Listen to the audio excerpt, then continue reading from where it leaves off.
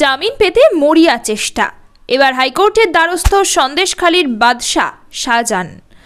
CBI এর মামলায় জামিন পেতে এবার কলকাতা হাইকোর্টের দ্বারস্থ সন্দেশখালীর বেতাজ বাদশা শাহজাহান শেখ। ইতিমধ্যেই মামলা দায়ের হয়েছে। আগামীকাল শুনানির সম্ভাবনা রয়েছে।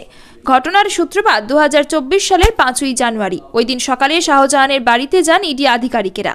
কেন্দ্রীয় তদন্তকারী সংস্থার আধিকারিকদের দাবি, শাহজাহানের দুটি নাম্বারে বারবার যোগাযোগ করার চেষ্টা করা হয়। ওই নাম্বার দুটি দীর্ঘক্ষণ ব্যস্ত ছিল। পরে একটি নাম্বারে ফোন ধরেন শাহজাহান। ইডির কথা শুনে ফোন কেটে দেন। মুহূর্তের মধ্যেই কমপক্ষে 2-3 হাজার লোক জড়ো হয়ে যান। আধিকারিকদের ঘিরে ধরে বেধড়ক মারধর করা হয় বলেই অভিযোগ। শুধু তাই নয়, ইডির গাড়িও ভাঙচুর করা হয়। তারপর থেকেই সাম্রাজ্য ছাড়া হয়ে যান শাহজাহান। 55 দিনের মাথায় রাজ্য পুলিশের হাতে গ্রেফতার হন শেখ শাহজাহান। এরপর মামলার তদন্তভার যায় সিবিআই এর হাতে। অভিযুক্তকে হেফাজতে নিয়ে তদন্ত শুরু করে সিবিআই। এবার সিবিআই এর সেই মামলা থেকে জামিন পেতে হাইকোর্টের দ্বারস্থ হলেন শাহজাহান। আগামীকাল বিচারপতি অরিজিৎ বন্দ্যোপাধ্যায় এবং বিচারপতি অপূর্ব সিংহ রায়ের ডিভিশন বেঞ্চে শুনানি হতে পারে বলে খবর। উল্লেখ্য, সিবিআই এর পাশাপাশি ইডির হাতেও গ্রেফতার হয়েছেন সন্দেশখালীর বেতাজ বাদশা।